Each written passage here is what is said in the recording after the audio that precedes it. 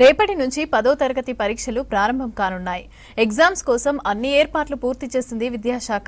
పరీక్షా కేంద్రాలకు కనీసం అరగంట ముందుగానే చేరుకోవాలని సూచించారు అధికారులు.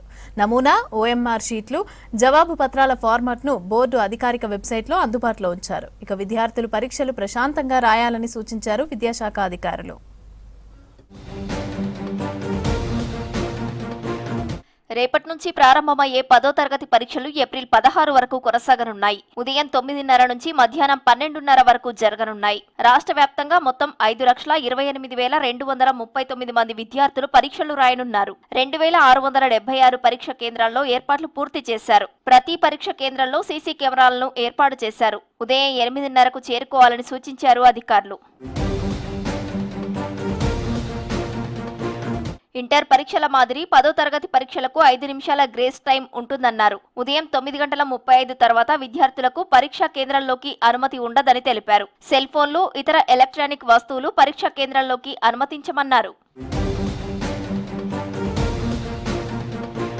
విద్యార్థులు పరీక్ష pad, hall ticket, pen, pencil మాత్రమే తీసుకురావాలని సూచించారు విద్యాశాఖ అధికారులు. ఫ్లయింగ్ స్క్వాడ్ బృందాలతో పాటు ఉన్నతాధికారులు ఆకస్మిక తనిఖీ చేస్తారని తెలిపారు. విద్యార్థులు తమ హాల్ టికెట్లను www.bse.telangana.gov.in లో డౌన్లోడ్ చేసుకోవాలని, ప్రిన్సిపల్ సంతకం లేకున్నా పరీక్షలకు నేరుగా హాజరయ్యే అవకాశం కల్పించామని తెలిపారు విద్యాశాఖ అధికారులు. ఈసారి పిల్లలు ఇంతకుముందు మనకు కంటిన్యూస్ ఎగ్జామ్స్ ఉంటుండే, all subjects back to back. ఒక ఎగ్జామ్ అయినాక నెక్స్ట్ డేనే ఇంకొక ఎగ్జామ్ ఉంటుండే.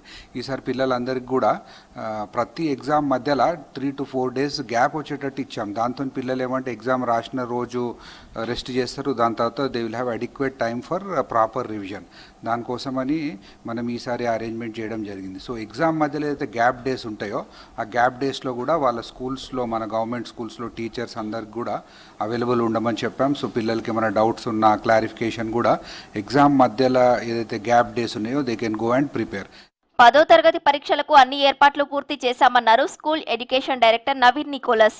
సమ్మర్ టైం కావడంతో ప్రతి పరీక్ష కేంద్రంలో త్రాగునీరు, మెడికల్ టీంలను అందుబాటులో ఉంచామన్నారు. మొదటిసారి విద్యార్థులకు నేరుగా హాల్ టికెట్స్ పంపించామని, ఆందోళన చెందకుండా ప్రశాంతంగా పరీక్షలు రాయాలని సూచించారు. విద్యార్థుల కోసం 24 గంటలు పనిచేసేలా కంట్రోల్ రూమ్ ఏర్పాటు చేశామన్నారు నికోలస్.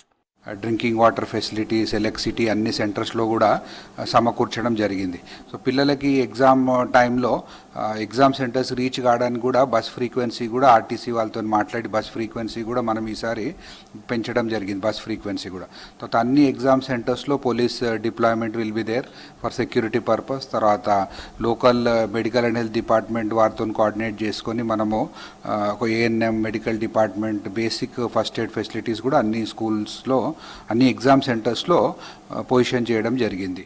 10వ తరగతి పరీక్షల కోసం ప్రత్యేక బస్సులు నడపనుంది ఆర్టీసీ. పరీక్షా కేంద్రాలను నో సెల్ జోన్లుగా ప్రకటించారు. పరీక్షా కేంద్రాల వద్ద కట్టుదిట్టమైన భద్రత ఏర్పాటు చేశారు పోలీసులు.